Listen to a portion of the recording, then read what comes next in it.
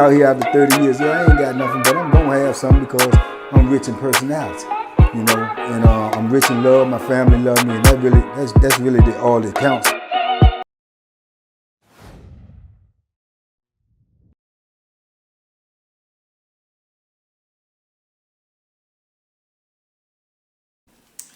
Yeah, he shouldn't have did that. Big mistake. Big mistake, man. They won't in that cell no more than 3-4 minutes. And all you heard was boom, boom, boom, boom. Okay, no, shut up. Boom, boom, boom, shut up. Boom, boom. That's all you heard, man. Then next thing you know, you heard Black holler, get the door, get the door. You know, so dudes go up there to get the door. Black walk out, man, confident as I don't know what, don't look like nothing wrong with him. He just walk out, strutting down to his cell. He looking at the block because all eyes on him, like Tupac, everybody looking, and because everybody know what just happened. So he was like, over, that fast, nothing, blood everywhere. Somebody go get him. He needs some help. And walked on in his cell, you know. So dude's looking like, oh, so now everybody in their mind, they want to see what dude look like because they, you know what I'm saying, they just heard the, you know, the confirmation that what's going on or what happened. And man, showing up, dudes was going down there being nosy. That gets you laid in prison too, but this a new era. But this a new era I'm telling y'all about. Back in my day, that'll get you late right there. But dudes walking there and try to peek and see, is he all right? He in there laid in a pool of blood, man. You know, dudes going there, help him up, you know, clean the blood up. All of this is not so much him. They try to really make sure the police don't know. Because when the police find out all of this right here, it's going to get the block shut down, everybody getting locked up. It's just that. It ain't so much as these dudes being good Samaritans. They really self-preservation. They looking out for themselves too. Now, some of them might have messed with the dude. It might have been cool with him as well. But more so, you know, self-preservation. Ain't nobody want to get locked up. As long as he won't try to tell or ask the people to try to take him to medical, dudes was going to try to help him get himself together. And that's what they went down there and did. And, man, he was bust up that fast, man. And according to Black said when the door closed, soon as the door closed, he turned around and did the cardinal sin, trying to talk. Now, what that? And Black said he lit him. Pop! Hit him. So he fell back up against the door. Boom! Grabbed him, threw him down on the ground. Got up off of him. Told him get the door. You know. And he wore them scars, man. I'm telling you. I didn't see him for, I think, 3 days. He ain't come out for the first 3 days at all. You know, to go eat, use the phone, nothing. That's how I go down in there. That's how it be happening. So dudes had to, you know, they say, they call it in prison, they say on vacation. They had to put him on vacation. He don't want to come out because he don't want people to see, you know what I'm saying, the war wounds. Plus, he really don't want the police to see him because then sometimes the police will say, what happened to you? Woo, they could lock you up for investigation, try to make you tell what happened. Woo, woo, woo. Yeah, it happens sometimes, not so much because they really don't care. You know what I'm saying? They truly don't care for real. But they be scared that if it's somebody, like if it's a white dude, I mean, real talk, if it's a white dude, they gonna do something. They gonna lock you up. They gonna make, because they scared that people get hurt and they call home and tell their people, and their people call up there and raise holy hell, and then the Charter Affairs come, and the Charter Affairs want to take pictures, and then if you take pictures and he busted up, what officer was working? Why you ain't see this? Why you ain't report this? All that type of stuff happen. Normally, with a brother, it ain't gonna happen. If it happened with a white dude, if that white dude call home and tell his people, since I was locked up in Maxburg, oh yeah, all hell gonna break loose. Because them people gonna call up there and raise hell, and they gonna come back there and raise hell on us. So, but normally, like I say, they don't give a daggone, man. They don't give a daggone at all. So he didn't come out for like 3 days. When I seen him like on the 4th day, man, he had a pair of shades on, trying to cover his eye up. And I ain't trying to be funny, but I'm just being honest, man. The man had the shades on, the shades was lopsided. Because his eye was so big. His eye was like a big old ostrich egg, man. And he trying to put some shades on to cover his eye. If any of y'all boxing fans If any of y'all boxing fans can go back and pull up the old George Foreman versus Holyfield fight, and you look at George Foreman in the post fight, when the fight is over, the interview, his eye was swollen up so bad he tried to have some shades on and they were sideways. And when I looked at old boy, that's the first thing it reminded me of was George Foreman. And I ain't laughing, I was laughing to myself. But that's the first thing it reminded me of was George Foreman had them lopsided eyeglasses on because his eye was so swole, you know what I'm saying? And that's what it was with him. And one thing about a butt whooping in prison, man, one way or another, you know, if you can survive that joint, it's gonna humble you. It's gonna humble you, man. He was quiet as a church mouse after that.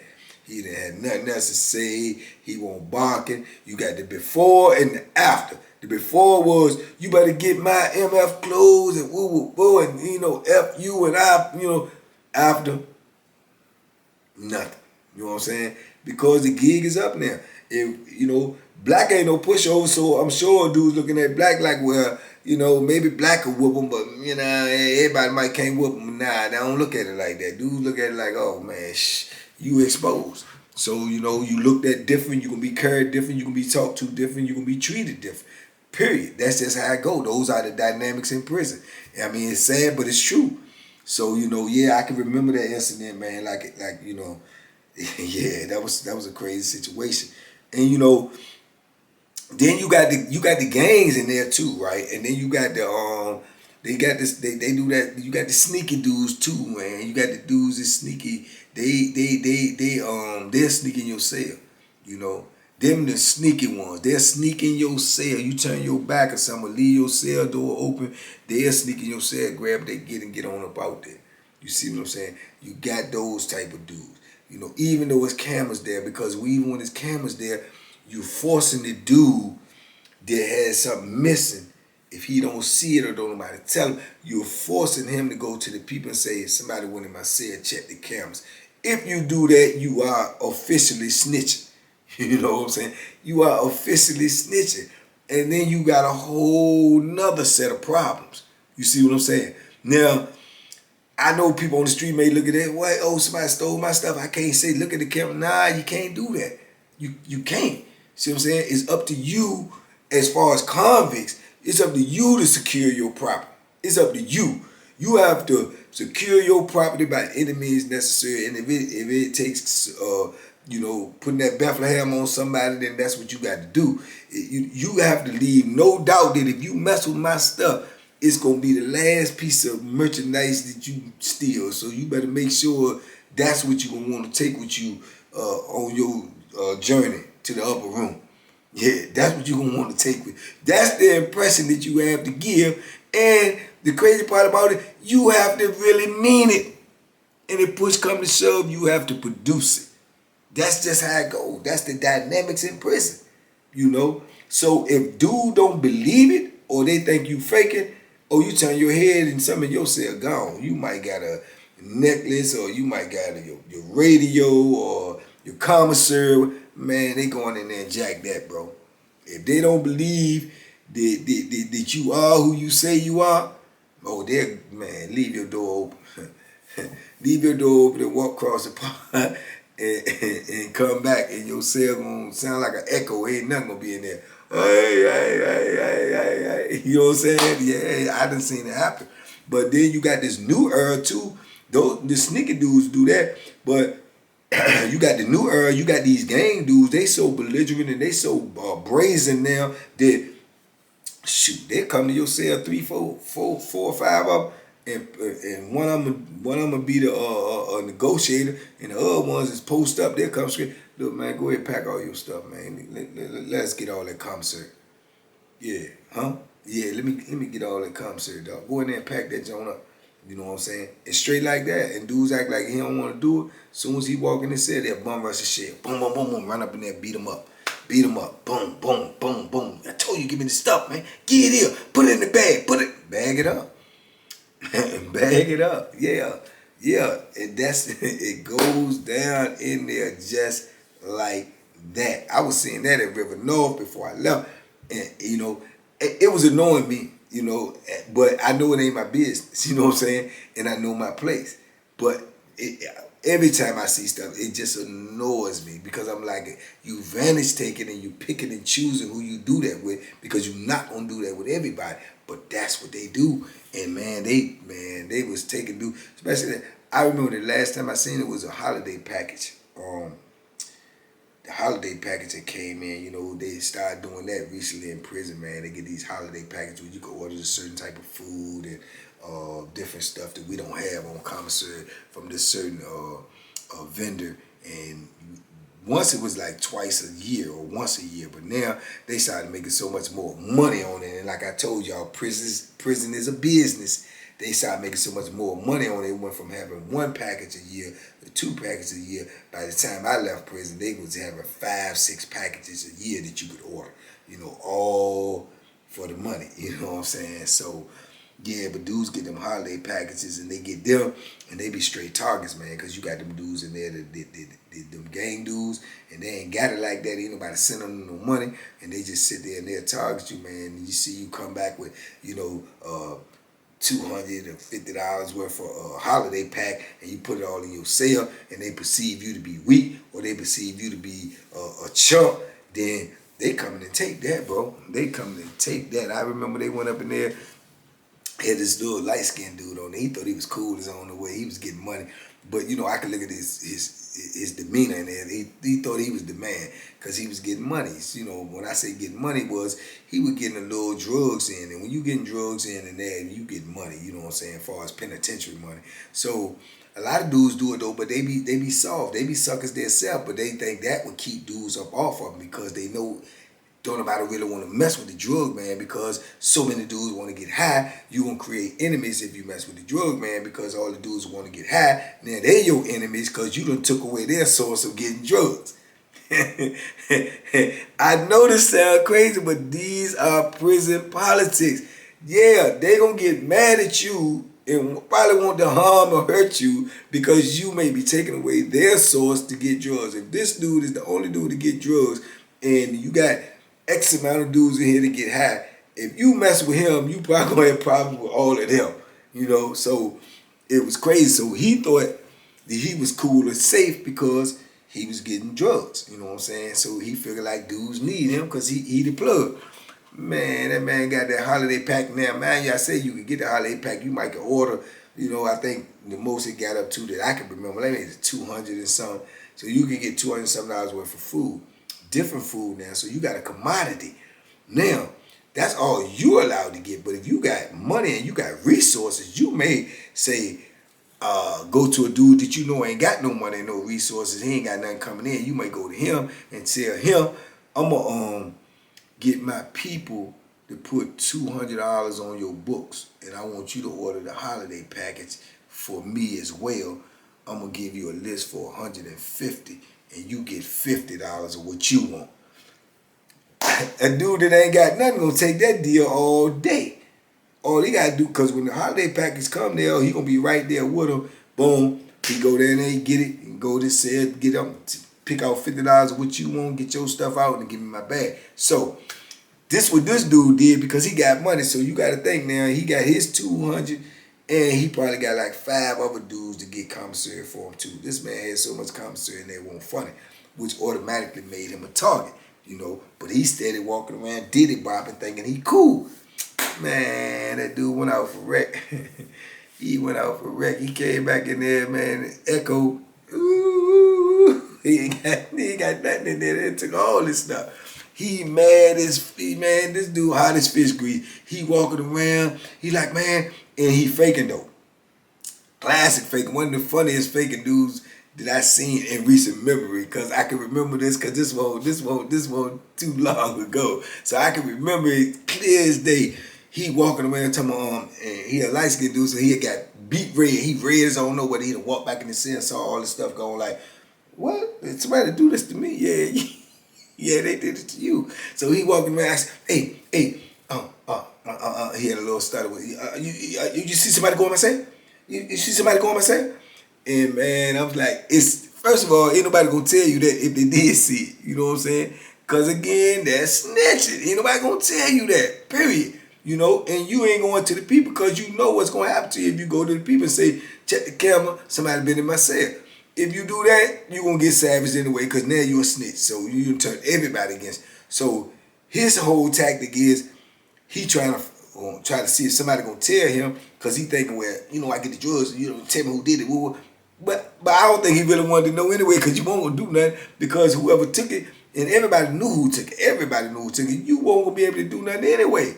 So you faking, but you trying to put out that image. But dude's looking at you now like you even weaker. Cause he walking around talking about asking people with his hands in his pants like he got that Bethlehem, right?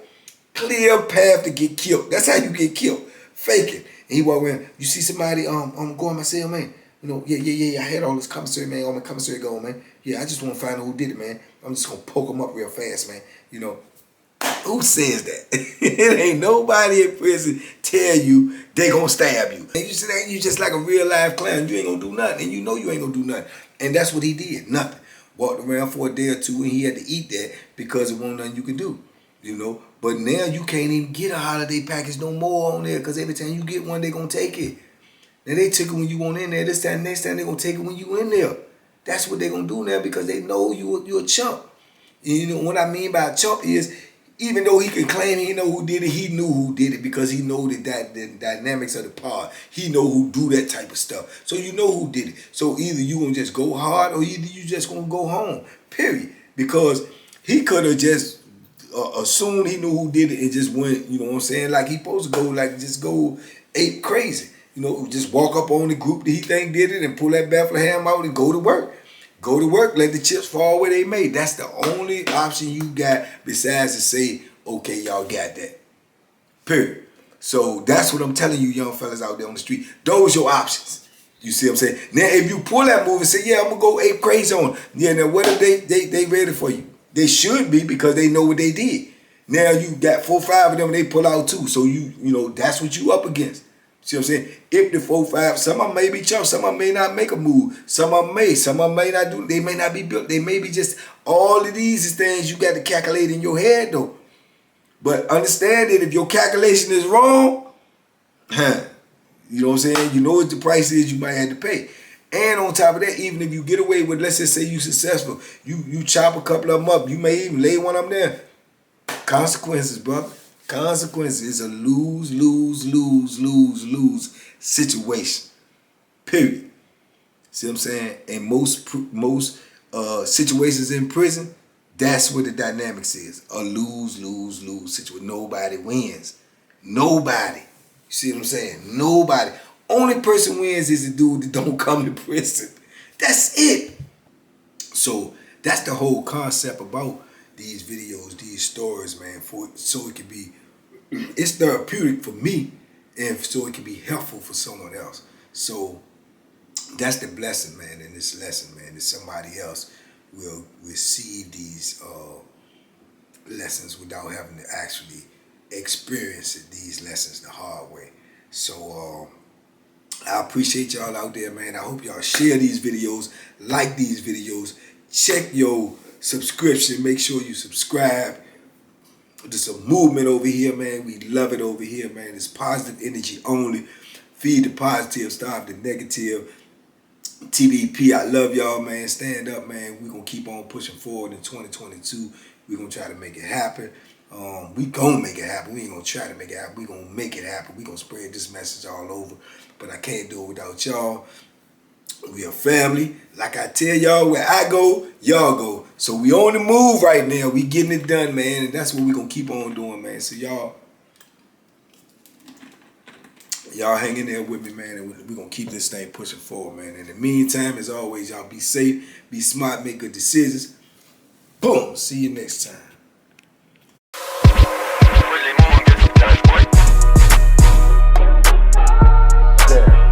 The Banky special. Yeah. Pure deliciousness. Pure deliciousness, man. My name is Banky, man. Everybody calls me Banky. That's the name that I got from my grandmother when I was young. I'm coming out here after 30 years. Yeah, I ain't got nothing, but I'm gonna have something because I'm rich in personality, you know, and I'm rich in love. My family love me, and that's really all that counts.